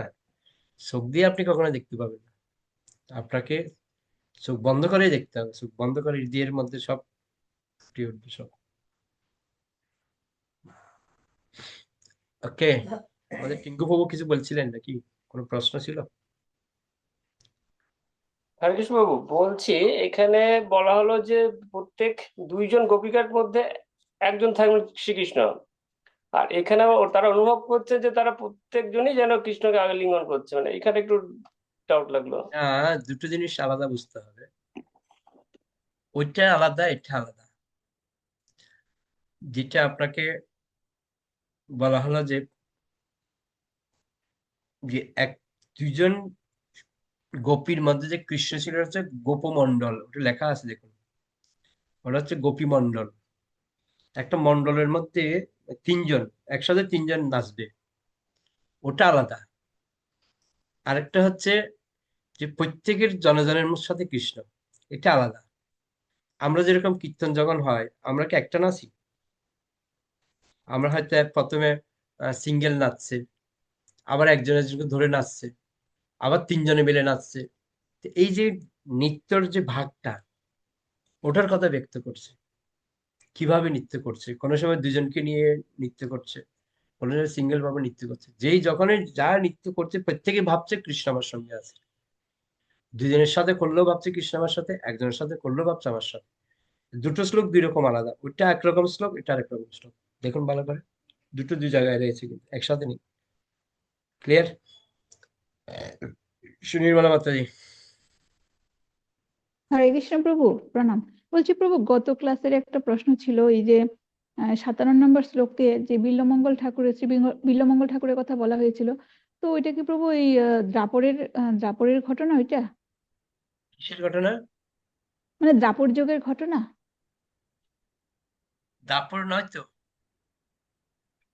আরো বিল্বমঙ্গল আগে না? দাপর যুগে নয়। আরো আগে? না না, এটা কলিযুগের মধ্যেই মনে হচ্ছে এরকম। কেন প্রভু, এখানে যে লেখা থাকলো যে ব্রহ্মকুণ্ডের নিকটে 700 বছর তিনি অবস্থান করেছিলেন, তাই জন্য বলছিলাম। আমাদের তো কলিযুগ শুরু হয়েছে কত বছর? 5000-এর উপরে তো হয়ে গেছে। তাহলে আচ্ছা। 5000 তো অলরেডি কত কিছু হয়ে গেল। মহাপ্রভু তো 500 বছর আগে, হুম। তার আগে তো অনেক কিছু ছিল। মীরাবাইয়ের ছিল, মীরাবাইয়ের কাহিনী কবে ছিল? কলিযুগে ছিল। এরাও তো কলিযুগের মধ্যে সব।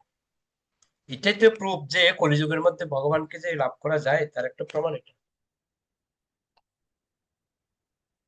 হ্যাঁ, সুমিত্রা মাতাজি।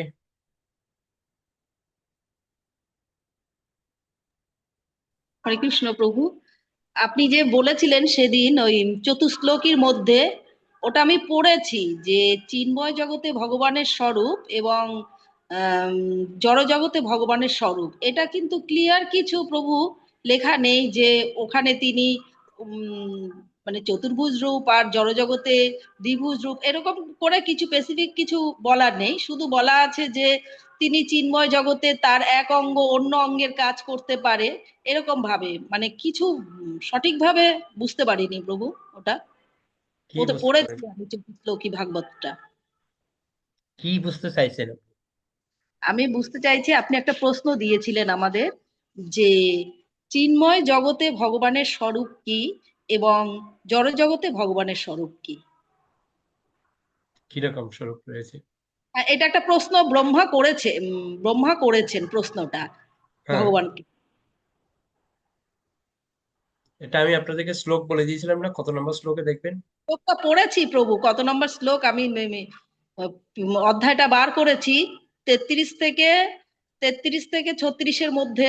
মানে আমি পেয়েছি, আমি পড়েছি শ্লোকটা, চতুশ্লোক গুলো, এগুলি তো আমি অলরেডি কিন্তু করে এই কিছু যে লেখা। এই যে দুটো ক্লাস হলো, ক্লাসগুলো তো অলরেডি আলোচনা করেছে। এই চতুশ্লোকী ভাগবত নিয়ে পুরো ডিটেলস আলোচনা করা হয়েছে। স্বরূপটা কি রকম জড় জগতে আর চিন্ময় জগতে? ভগবান তো সবসময় সচ্চিৎ আনন্দ। এখানেও ভগবানের সচ্চিৎ আনন্দ রূপ, ওখানেও ভগবানের সচ্চিৎ আনন্দ রূপ। রূপটা কিরকম, এটা কি ব্যক্ত করেছে? আমরা যে দামোদর অষ্টম আমরা গাই, নমামি ঈশ্বরম সচ্চিৎ আনন্দ রূপ। যে চতুশ্লোক ভাগের মধ্যে সেম কথাগুলো বলছে। ভগবানের সবকিছুর উৎস হচ্ছে এই জড় জগতের উৎস ভগবান, এবং চিন্ময় জগতের উৎস হচ্ছে ভগবান। এটা এটা এটা ভালো মতো পড়বেন। তিনি এই দুটোর মধ্যেই, চিন্ময় জগৎ, জড় জগৎ, এই দুটোই কিন্তু ভগবানের, দুটোর উৎস হচ্ছে ভগবান। ভালো মতো পড়বেন। ভগবান বলছে আমি সৃষ্টির পূর্বেই আমি ছিলাম এবং এখনো আমি আছি, এবং প্রলয়ের পরও আমি থাকবো। বুঝতে পারলেন তো? জড় জগৎ আর চিন্ময় জগৎ পুরো ক্লিয়ার এখানে। সৃষ্টির পূর্বে আমি ছিলাম, আর কারো অস্তিত্ব ছিল না। সৃষ্টির পরেও আমি বিরাজ করছি, আর প্রলয় যখন হবে তখন আমি অবশিষ্ট থাকবো। তার মানে ভগবান চিন্ময় জগতে যা, জড় জগতে তার সব জায়গায় ছিলেন ভগবান। ভগবান তো সপার্ষদ স্বীয় দাম সহবতী। ভগবান যখন এই জগতের মধ্যে আসেন, তার সপার্ষদ নিয়ে আসেন। এটা বুঝতে কোনো কঠিন কিছু নেই, জলের মতো সহজ। আর গীতার মধ্যে অলরেডি তো দশম অধ্যায় 8 নম্বর শ্লোকে বলেছে, অহং সর্বস্ব প্রভব মর্ত সর্বং প্রবর্ততে ইতিমত্ত বসন্তে মাং বুধভাব সমন্বিত। অর্থাৎ সবকিছুর উৎস হচ্ছে আমি, জড়জগৎ হোক চিন্ময় জগৎ হোক, সবকিছুর উৎস আমার থেকে সবকিছু সৃষ্টি। এই দুটো জিনিস আমাদের ক্লিয়ার বুঝতে হবে। সবকিছুর মূলে হচ্ছে ভগবান। ওকে, ঠিক আছে, তাহলে আর কার কোনো প্রশ্ন? আপনার ক্লিয়ার? হরে কৃষ্ণ প্রভু। হ্যাঁ, ওকে, আর সর্বত্রই কার কোনো? ভগবান নানা রূপে বিরাজিত। ওকে, আর কার কোনো প্রশ্ন? নাহলে আমরা এখানে শেষ করব। আচ্ছা, আমি একটা জিনিস চিন্তা করছি, নেক্সট ক্লাস থেকে আমরা ভাগ করে দেব, আগে থেকেই আমি সিলেক্ট করে নেব। তো যারা যারা শ্লোক পড়তে চান, আমাদের আজকে কত নম্বরে শেষ হলো?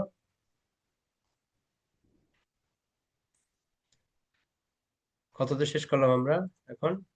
প্রভু 74। হ্যাঁ প্রভু 74। তাহলে আগামী ক্লাস আমাদের 75 থেকে হবে, তাই তো? তো আপনারা একটা কাজ করবেন, যারা যারা শ্লোক পড়তে চান গ্রুপের মধ্যে লিখবেন, প্রভু আমি 75 নম্বর শ্লোক আমি পড়বো, 76 নম্বর শ্লোক আমি পড়বো, 77 নম্বর শ্লোক আমি। যারা যারা যেই যত শ্লোকটা পড়তে চান ওটা আপনারা গ্রুপে লিখবেন, তাহলে তাদেরকে আমি পড়তে দেবো। তাহলে আপনারা আগে থেকে প্রিপারেশন থাকবেন, বা পড়তে যদি কারো অসুবিধা হয় সেটা আমাকে বলবেন, আমি আপনাকে হেল্প করবো। আমি চাই আপনারা প্রত্যেকের শ্লোক উচ্চারণগুলি করুন ভালো করে, এগুলো ভালো মতো উচ্চারণ হওয়া দরকার। এখন কি হচ্ছে, আমার মতো আমি পড়িয়ে যাচ্ছি, আপনারা হ্যাঁ হুঁ করে কোনো রকম কেউ পড়ছে কেউ পড়ছে না। সবাই পড়ুন, আর শ্লোক উচ্চারণ করার সময় অপরজনকে পড়ার সুযোগ দেবেন। ঠিক আছে, আমি যেরকম ভাবে বলছি সেভাবে আপনারা বলবেন, প্রত্যেককে পড়ার সুযোগ দেবেন। অনেকত্র প্রকটতা রূপ শুকস্য ইয়কদা সর্বতা তৎস্বরূপৈব স্বপ্রকাশ ইতিরাতে। এই যে আমি বললাম, এরকম বলে করবেন, তাহলে কি হয়, আপনি বলার পর আরেকজনকে পড়তে সুযোগ দেওয়া হয়। ঠিক আছে, আর যখন চৈতন্য চরিতামৃতের শ্লোক হবে তখন সেটা এভাবে পড়তে হবে, একই বিগ্রহ কিন্তু আকারে তো অন্য, অনেক প্রকাশ হয় বিলাসতার নাম। যেন অন্যজন পড়ার সুযোগ পায়। ঠিক আছে, যখন চৈতন্য চরিতামৃতের শ্লোক হবে তখন ওটা এক লাইন একসাথে পড়বেন, আর যখন ভাগবতের শ্লোক হবে তখন ওটাকে 4 ভাগ করবেন, তাহলে সবার জন্য সুবিধা হয়। ওই জন্য নেক্সট ক্লাস থেকে আমি চাই কে কোন শ্লোকটা পড়তে চান সেটা আপনারা লিখবেন, যে আগে বলবে সে আগে পাবে, মাথায় রাখবেন। ঠিক আছে, আমাদের একটা সমস্যা, কি সমস্যা জানেন? এই কোশ্চেনটা মনে রাখবেন, আমাদের সমস্যাটা কি, কোশ্চেনটা সব মনে রাখবেন। আমি একটা গল্প বলি, গল্পটা হচ্ছে একবার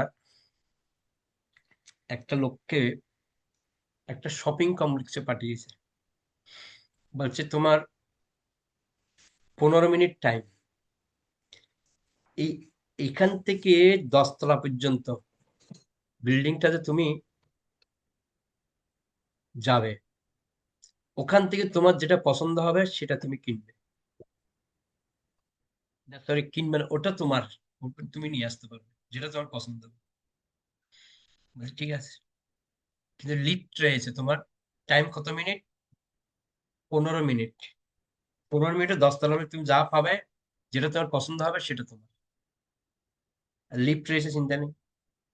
তো ওই গ্রাউন্ড ফ্লোরে গেল, দেখছে সব লোহার জিনিস, তো ভাবছে ধুর লোহার জিনিস দিয়ে কি করবো আমি, ঘুরে ঘুরে দেখলো পছন্দ হলো না, লিফটের দোতলায় গেল, তখন ওখানে সব টিনের জিনিস, দূর কি এগুলো, পছন্দ হলো না। 3 তলায় গেল, সব দেখেছি কাপড় চোপড় ভর্তি ওখানে। কোন কাপড়টা নেবে, এটা কিনবো না, এটা কিনবো না, এটা ভালো লাগছে, এটা ভালো মনে হয়, এর উপরেরটা মনে হয় আরো কিছু ভালো পাবো মনে হয়। এই করতে করতে 3 তলায় চলে গেল, 4 তলায় চলে গেল, 5 তলায় চলে গেল, যাচ্ছে একটা ফ্লোরে যাচ্ছে, একটা সাথে একটু উন্নত, উঠতে উঠতে সে 7 তলা পর্যন্ত গেল, গিয়ে যেতে সব রূপো, রূপোর জিনিস সব। তখন ওই ভাবছে রূপো যেহেতু হয়েছে, নিশ্চয়ই এর উপরে সোনা আছে, দেখি এর উপরেরটা তো একটু গিয়ে দেখি যদি সোনা পাই। আর লিফটে উঠেছে, আর উপরে গিয়ে যে সোনা, আর লিফট থেকে নেমে সোনার দোকান দেখতেই পিছন থেকে টেনে নিয়ে চলে গেছে। বলে আমি তো কিছু কিনিনি, আমি তো কিছু নিতে পারিনি। বলে আপনার সময় শেষ। বলে, হ্যাঁ সময় শেষ? বলছে হ্যাঁ। এরকম যেন আমাদের না হয়, ভাবতে ভাবতে দেখতে দেখতেই টাইমের প্রতি আমাদের কোনো কি থাকে না, খেয়াল থাকে না, সময় যে চলে যাচ্ছে আমরা কেউ বুঝতে পারি না। এরকম যেন না হয়, ওই জন্য প্রত্যেকের উচিত সময়কে মূল্যায়ন করা। এই বিশেষ করে এটা বাঙালিদের একটু বড় দোষ রয়েছে, তারা সময়কে মূল্যায়ন করে না। এরা হচ্ছে সব lastmoment.com, বুঝলেন? lastmoment.com মানে শেষের দিকে ধাক্কাধাক্কি করে, প্রথম থেকে বলে না। আমরা একটা পিকনিকে দিয়েছি, পিকনিকের মধ্যে লিখে দিয়েছি এত তারিখে লাস্ট ডেট, এই তারিখের পরে হলে 50 টাকা ফাইন। ও বাবা, ফাইন দিতে রাজি আছে, আগে বলবে না পরে বলবে। এই হচ্ছে একটা দোষ। ফাইন দেব কিন্তু রুলস ফলো করবে না, এটা হচ্ছে ব্যাপার। তো সেজন্য সময়কে মূল্যায়ন করা উচিত। আপনি ভাবতে ভাবতে দেখা যাবে দেখে আরেকজন শ্লোকটা নিয়ে নিয়েছে, আমরা গুরুত্ব দিই না। ওই জন্য আমি চাই আপনারা গুরুত্ব দিন, দিয়ে কে কোন শ্লোকটা পড়বেন সেটা আপনার গ্রুপে লিখুন, লিখে বাস রেখে দেবেন। আমরা এবার একটা সিলেক্ট করব কাকে কাকে, যারা যারা বলেছে সিরিয়াল, শ্লোক সিরিয়াল অনুযায়ী আপনাদের নামগুলি ওখানে বলা হবে। ওকে, দীপ্তি মে মাতাজি। হরে কৃষ্ণ প্রভু প্রণাম। প্রভু 68 নম্বর শ্লোকে আপনি ওই প্রকাশের বিলাসটা বলছিলেন, আরেকবার একটু বলবেন, এটা একটু বুঝিয়ে দিন। প্রকাশ মানে হচ্ছে ভগবান একই থাকবে, কোনো পরিবর্তন হয় না। মানে কৃষ্ণ মানে দিবস, বডির কালার, শ্যাম সুন্দর রূপ, ওটাই ওই একই রূপ। তিনি 16,000-এর সাথে থাকছেন, একই ভগবান। তারপর যেরকম রাজনীতির মধ্যে সবার কাছে একই, এটা হচ্ছে প্রকাশ। আর বিলাস হচ্ছে কিরকম, ভগবানের রূপটা পরিবর্তন হয়ে যায়। যেমন কৃষ্ণ হচ্ছে শ্যাম সুন্দর, আর বলরাম হচ্ছে ফর্সা। তারপর যেমন চতুর্ভুজ, তার 4টে হাত নারায়ণের। এই যে পার্থক্য রয়েছে এটাকে বলা হয় বিলাস। ঠিক আছে, ক্লিয়ার? প্রকাশের মধ্যে কোনো পরিবর্তন হয় না, কালার টালার সব সেম টু সেম, কোনো পরিবর্তন নেই। আর বিলাসের মধ্যে পরিবর্তন রয়েছে, এটাই। ঠিক আছে, হরে কৃষ্ণ। সাধারণ মাতাজি। হরে কৃষ্ণ প্রভু প্রণাম। বলছি আজকে কি ক্লাসের শেষেই লিখে দেবো? হ্যাঁ, আপনার যেটা পছন্দ হবে সেটা লিখে দিন। ওইটা যে বলছি, যে আগে বলবে সে আগে পাবে। ছোটবেলায় আমরা পড়েছি, আগে গেলে তাহলে কিছু পাবেন। এখন তাহলে উল্টো, বাগে খাবে। এখন বলে উল্টো, বাগে খায়। কিন্তু না, আগে গেলে আগে পাবেন, পিছিয়ে গেলে পাবেন না কিছু। ওই দেখেন না, খাবার যখন আমরা যাই অনুষ্ঠানে, আগে ভাগে গেলে সব ভালো ভালোগুলি খায়, পিছে যখন যাই তখন ওই ঘেটে গুড়ে সব একদম ভেঙে চুরে যা থাকবে ওগুলি খাবে। ওই ওই ওই দিন শেষ। এখন আগে গেলে আগে পাবেন, পরে গেলে কিছু পাবেন না। ঠিক আছে, ওকে। তাহলে আমরা বৈশ্ব প্রণাম করে শেষ করি। পঞ্চা কল্পতরুভ্যশ্চ কৃপা সিন্ধুভ্যেব চ পতিতানাং পাবনেভ্যো বৈষ্ণবেভ্যো নমঃ। আনন্দ বৈশ্ব বৃন্দা কি জয়। নিতাই গৌর প্রণাম দেব।